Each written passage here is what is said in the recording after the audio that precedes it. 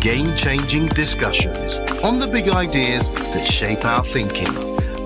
This is One2One.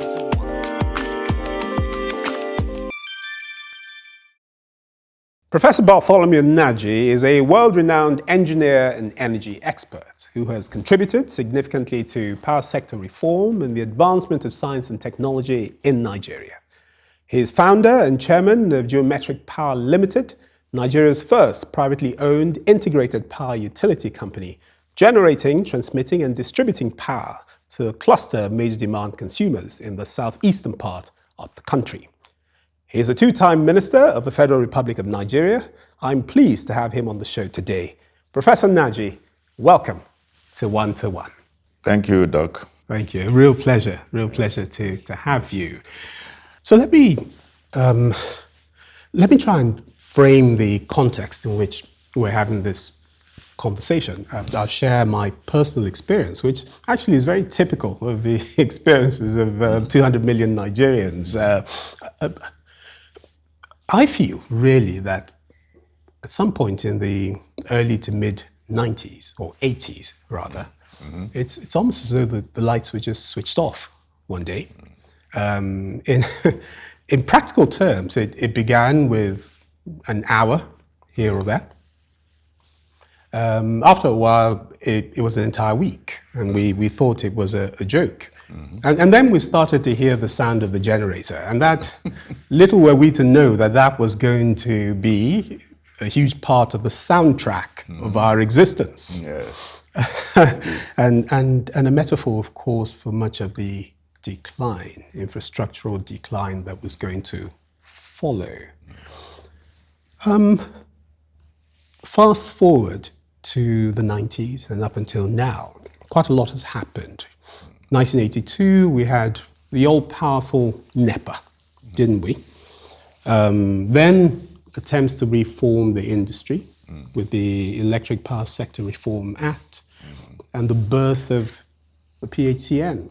PHCN itself eventually dissolved and gave birth to a privatized era in which we had the generators, the distributor and the transmitters.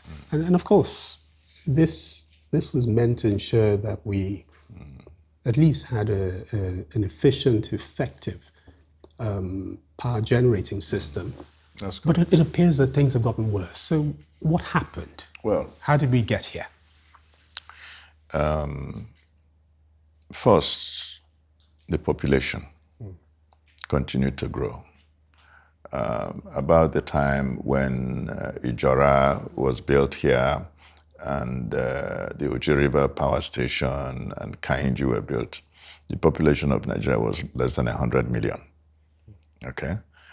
And in fact, in the 60s and early 70s, hardly did you have people with air conditioners.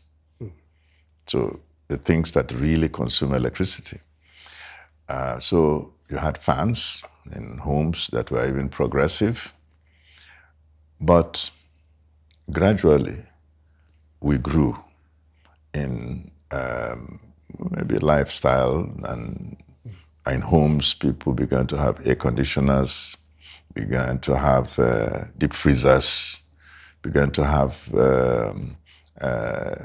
electric irons, etc., etc. These are major consumers of electricity.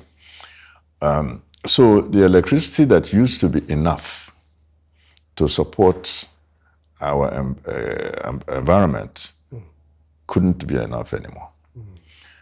Industries also emerged, more industries emerged, and we began to see that the electricity that was available couldn't even support the industries.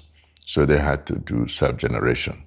And the individuals also had to begin to do self-generation. You began to have the load shedding you are talking about.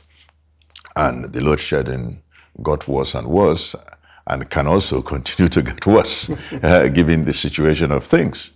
But the country had not mustered enough boldness to attack the problem in terms of investments or in terms of the structure, financing structure that can be led by the government through the private sector to make this happen.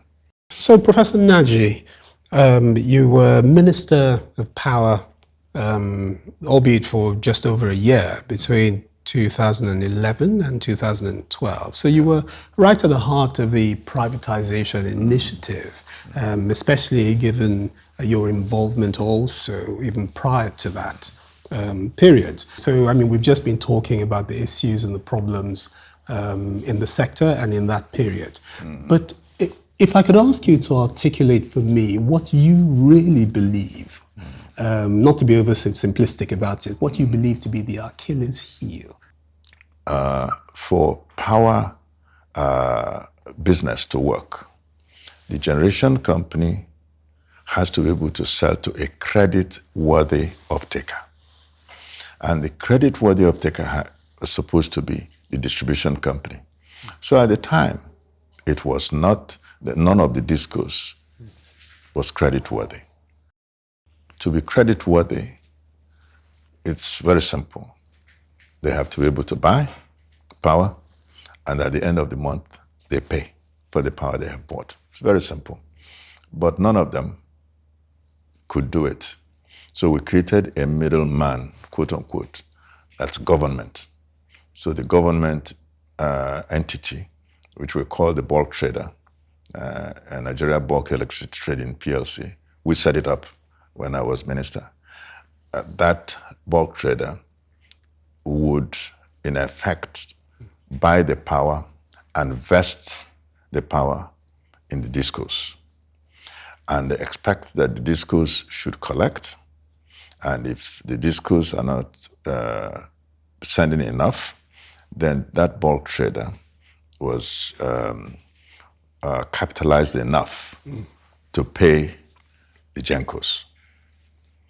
But even at that, it was not really happening because the discos were simply not collecting enough to even make this business work like that. That's on one hand.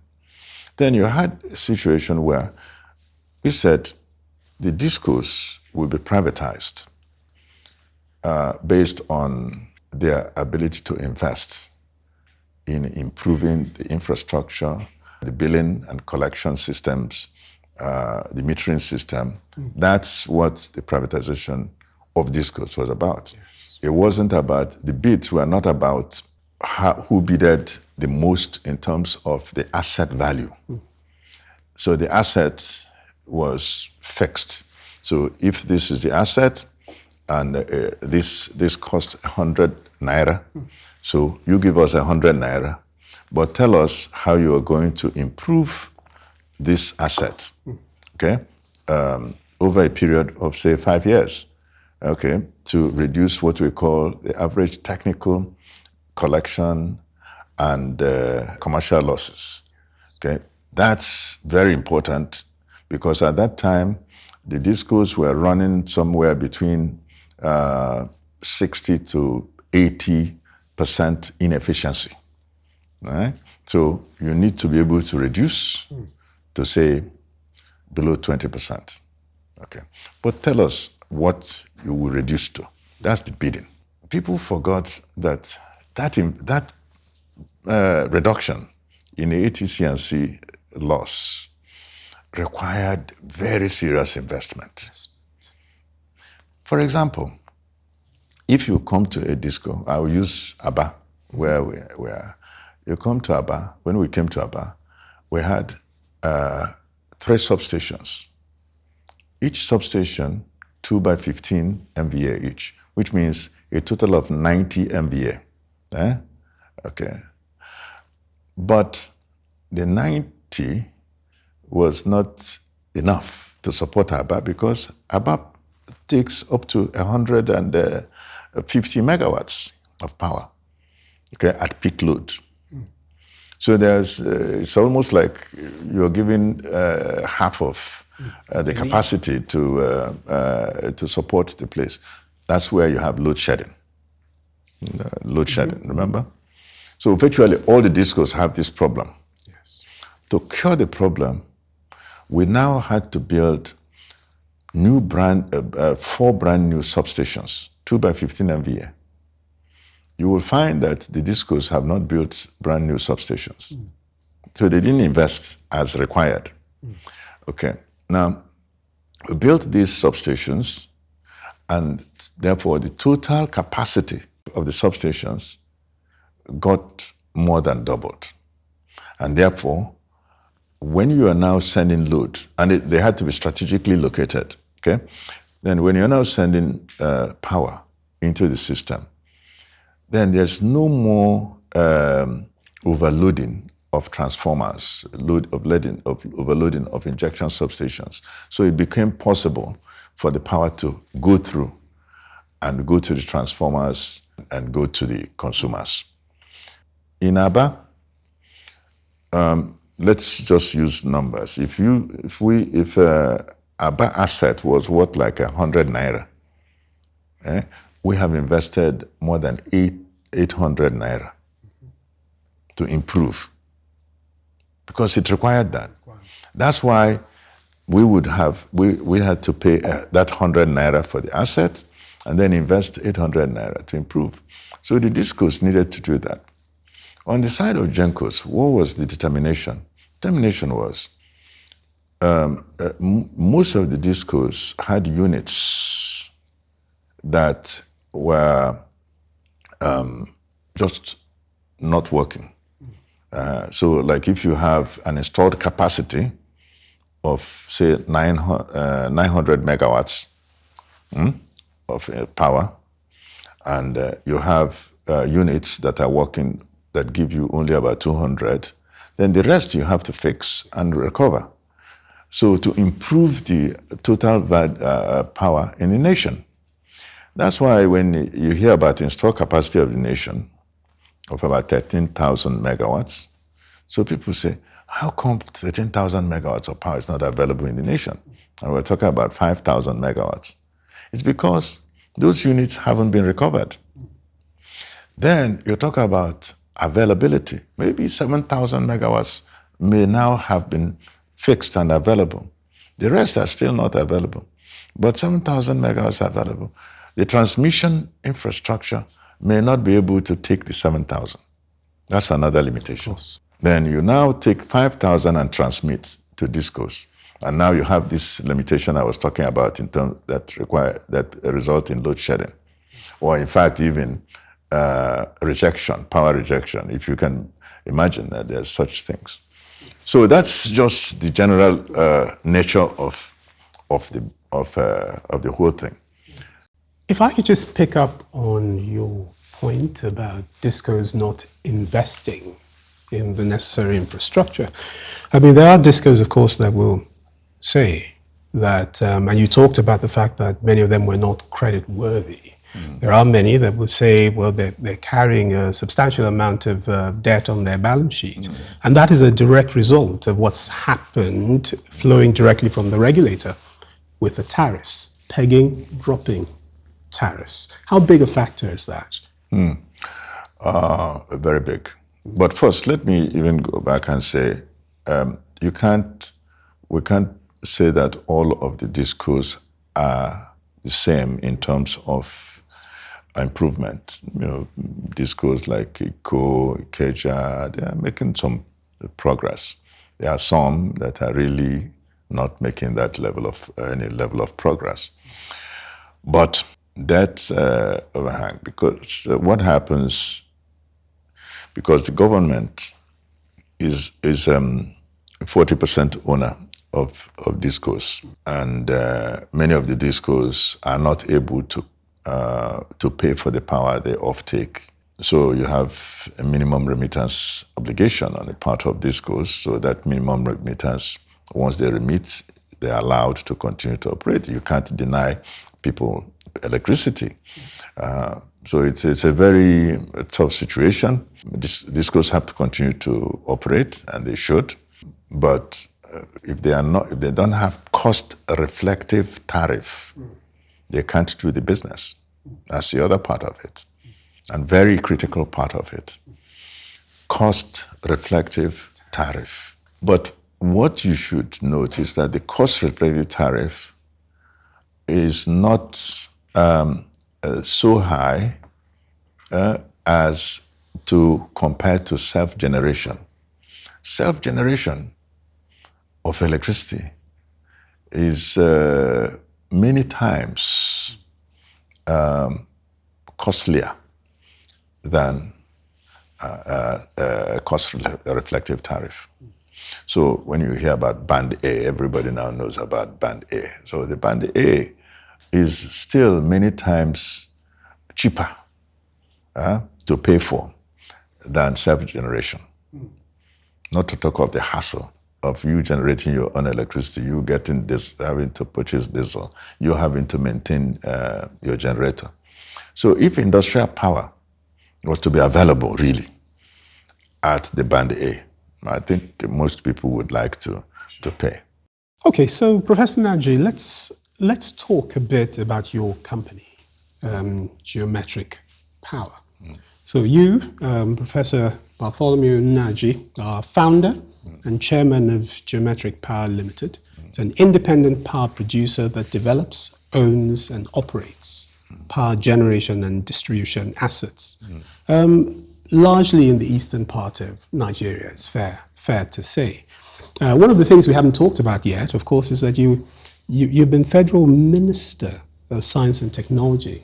You were in 1993. You hold a first degree in physics, master's and PhD degrees in engineering, and a postdoctorate certificate in artificial intelligence and robotics. You're quite an accomplished individual. So talking about geometric power, how and when did this idea, the idea of the project, first take root in your mind? And very interestingly, I'd very much like to know what informed its specific location and how you went about it and how you laid out the project. Thank you. Well, the idea actually came to my mind when I was Minister of Science and Technology, because I looked at a Minister of Science and Technology not about minister supervising research and development, but research and development of something must lead to something. And what, to me, it would lead to is an industry, okay? So when you do basic research, do development, it should naturally lead to industry. This is what I'm sure you know about developed economies of the world. When I came in, I realized that there was no Ministry of Science and Technology, and I had to start it from the scratch, literally from my hotel room. At that time when I was Minister of Science and Technology, I recognized that the industries couldn't do anything. If you're establishing an industry, you need electricity. So I said, okay, I just kind of filed it off in my mind that sometime I would have to take time and come and work on this problem. So when my life had gone to the point in America where I felt I had done something, I went from being professor at the University of Massachusetts to being distinguished professor at the University of Pittsburgh to establishing being the United States National Science Foundation Center of Excellence in e-design, supported by U.S. Department of Defense, Army, NASA, Ford Motor Company, Lockheed Martin, etc. About 27 institutions. I didn't see where else I was going to go. And I was not 50 years yet at the time. So that thing that I now remembered, I have to now go and work on this project. So I resigned from the University of Pittsburgh and the directorship of the National Center of Excellence. So when I came back, I didn't have a job. I had quit my job, all to come and set up this thing. But I must say, actually, there was a bidding that helped me that I saw there was bidding for power to build a small power plant in Abuja. I used to have a company in Massachusetts called Geometric Machines. So I decided to set up Geometric Power to bid with some colleagues in Renatec. So we formed a consortium to build that small power plant. We bidded. The president awarded that contract to us just to supply power for a short period. It's about 2.5 years it eventually ran.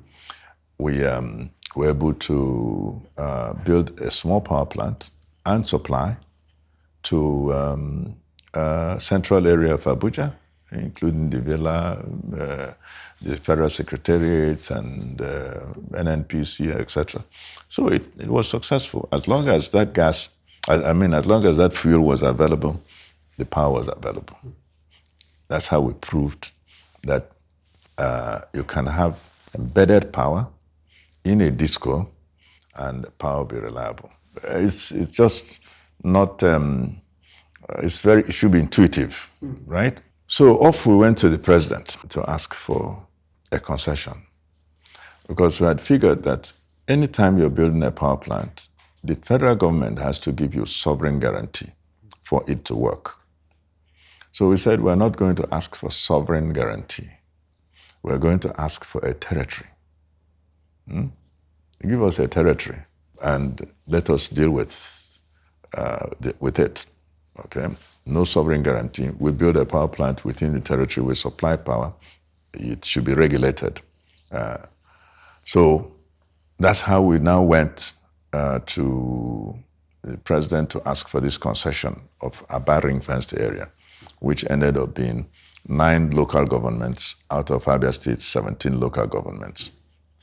And with that, but it's the industrial part of the state, actually the industrial part of the whole region. So we were able to get that removed from Enugu Disco and given to us. So that's how geometric power came about. That we saw that industrial area like Aba can only work if you have reliable electricity. Okay, not by having power from the grid. And so we went and sought the presidential approval for us to build it, and for it to be totally private sector funded, which is what we ended up having. But we looked at the president, we presented it to be a model. Okay, if this is successful, you can now replicate this in different parts of the country.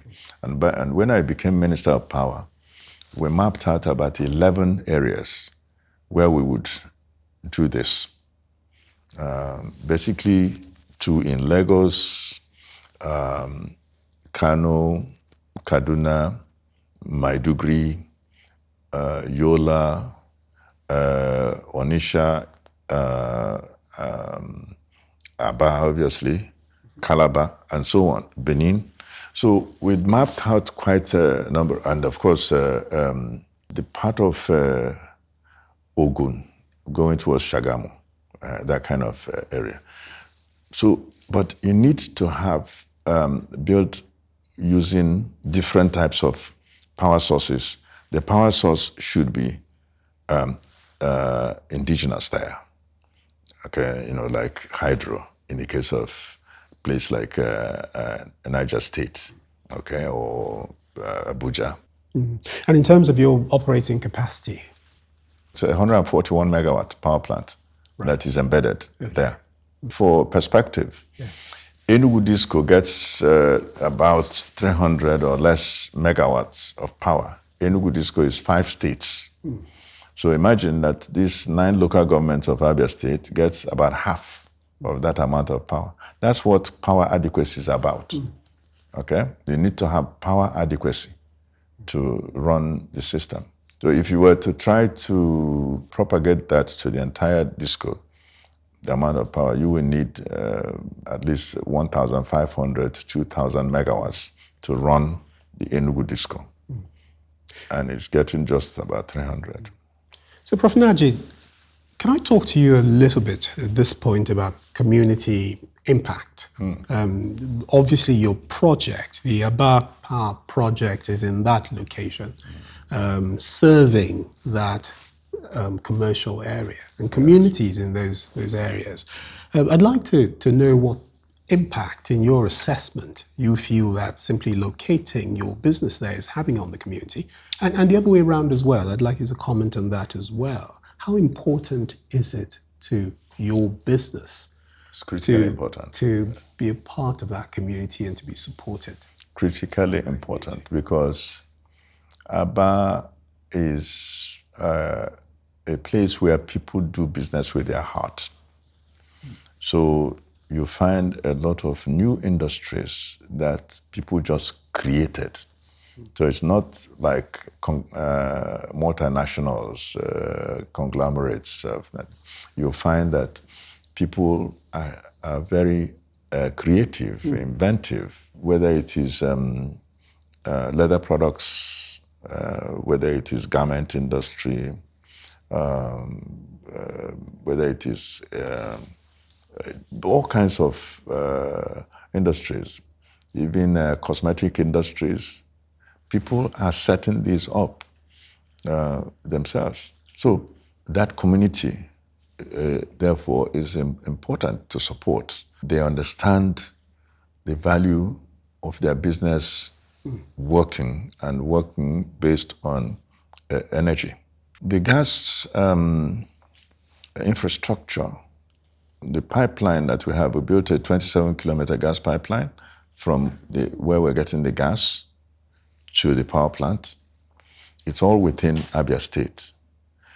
So a place just near the boundary of River State and Abia State is where the pipeline originates. The people understand that they need to support the business for the business to be able to support them. So it's a symbiotic relationship. And Prof, on that note, I would like to say a very big thank you to you for joining us on One2One. It's been a very highly informative session. I'm extremely grateful to you. Thank you, sir. Thank you very much, Doc. It's a pleasure. Thank Pleasure you. to meet you. Thank you very much, sir.